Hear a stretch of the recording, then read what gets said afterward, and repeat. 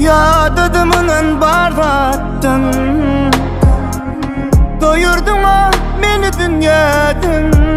Ey, ne saklayan beni, ne de koyveren beni, İslam okturmayın seni. Söyleyen olsun ne derdin, men halimi sorardın. Adam olsam küserdin, ömür beyle derlimsin. Söyleyen olsam ne derdin, men halimi sorardın. Kızıklı del mi, men gerek del mi?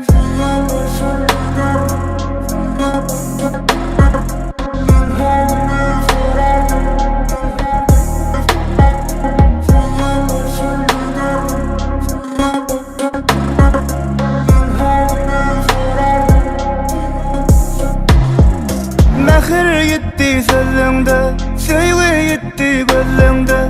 Gönlün başka yerlerde, men gidiyorum gözleme. Soğudu senin bu yürek, bana değdip söymek ne gerek? Sen beni tanımazsın, men olsa sana ne velet? Söyleyen olsam ne derdin, men halimi sorardın. Adam olsam küserdin, ömür beyle derlimsin. Söyleyen olsam ne derdin, men halimi sorardın. Kızıklı del mi, men gerek del mi?